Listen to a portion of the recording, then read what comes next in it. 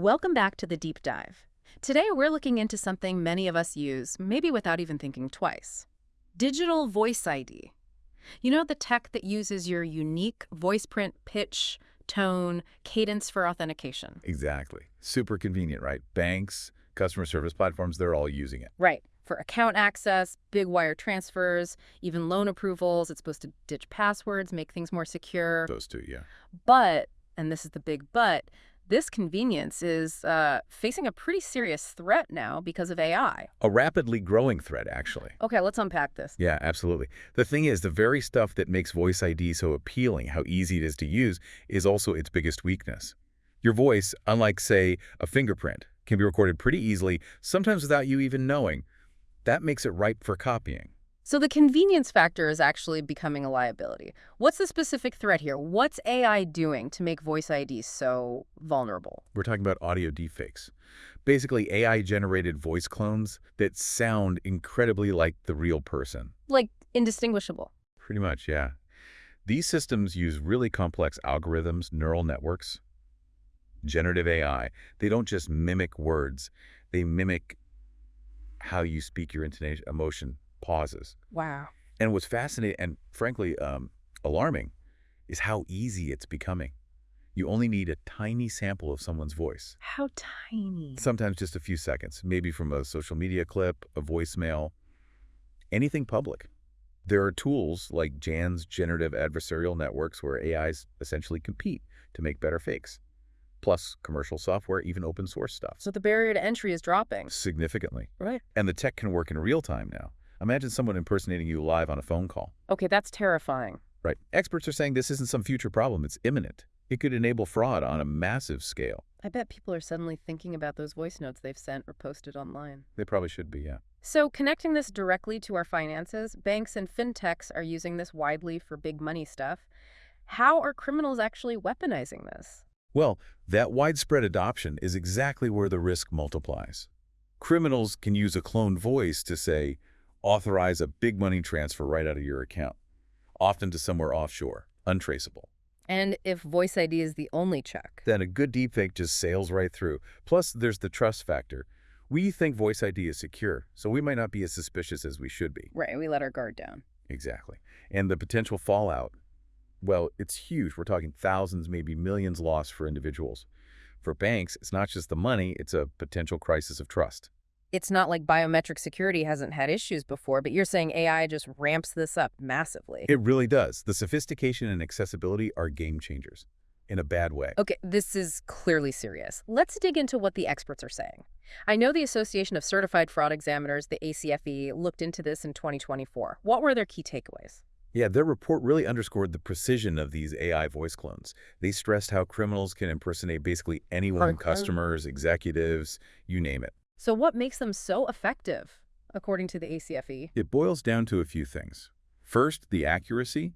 Like we said, AI can nail the subtle stuff, accents, speech habits, making them incredibly hard to detect just by listening. Second, scalability. Fraudsters aren't limited to one-off attacks. They can automate this, hitting lots of people at once with these fake voices. Wow, like robocalls from hell? Sort of, yeah. And third, accessibility again.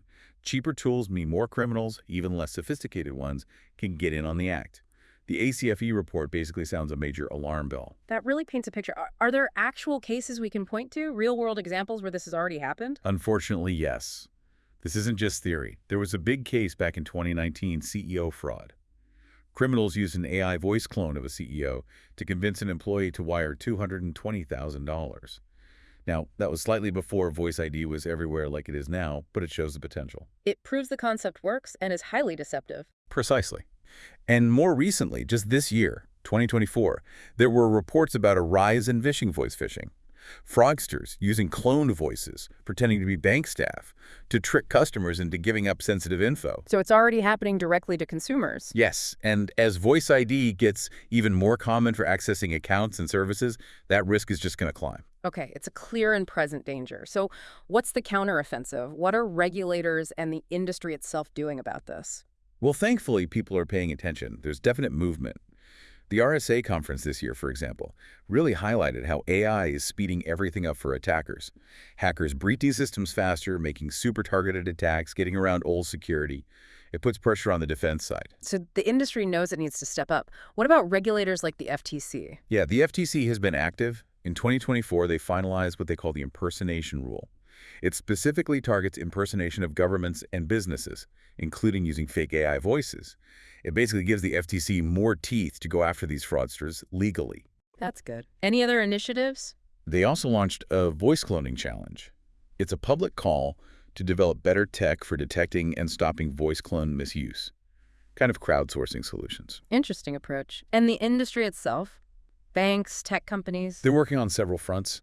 A big one is pushing multi-factor authentication, MFA. The idea is voice ID shouldn't be the only key to the kingdom. Right. Layer the security. Exactly. Yeah. Combine it with something else, like a one-time code, maybe facial recognition. They're also developing better AI detection tools, systems designed to spot those tiny inconsistencies in a fake voice. And, of course, consumer education, making sure people know the risks. It feels like a constant arms race, though. It absolutely is. Yeah. The AI evolves so fast, the defenses have to keep pace. So boiling this down for everyone listening, what are the practical steps? What should organizations and what should we as individuals be doing right now? Okay, good question. For banks, for any organization using Voice ID, first, strengthen your authentication. Don't rely only on voice for anything high risk. Use MFA. Seriously. Second, invest in those AI detection tools, systems that can analyze voice patterns, maybe metadata, to flag fakes. Proactive defense. Yes. Third, regular audits. Test your systems. See if they can be fooled by simulated deepfakes. And fourth, train your staff. Make sure they know what vishing sounds like, how to spot potential impersonation attempts. Makes sense. And for us regular folks, the consumers. For you listening, number one, be really careful with your voice data. Think twice before sharing voice recordings publicly. Social media, websites, even short clips are useful to cloners. Good point. What else? Monitor your accounts. Regularly check your bank statements, credit card activity. Report anything suspicious immediately. Don't wait. Also, use strong MFA wherever it's offered. If your bank app or another service has it, turn it on. It reduces your reliance on just your voice. So take control where you can. Right. And finally, stay informed. Keep an eye on news about AI fraud. Follow advice from trusted sources, the FTC, your bank. Knowledge is power here. This has been quite the deep dive. It's clear Voice ID is this double-edged sword, incredibly convenient, but wow, the vulnerabilities exposed by AI deepfakes are serious. And even with regulators and industry trying to keep up, the speed of AI means we all need to stay sharp. Absolutely. It highlights that this really has to be a team effort. It's not just on the tech companies or the banks to stay ahead of the criminals. To get that balance between useful innovation and solid security right, everyone needs to work together. We need continuous development of detection tech, stronger security frameworks, and ongoing education for everyone, from corporate employees to every single one of us using these services. It's really about building a more resilient digital identity ecosystem for this age of AI.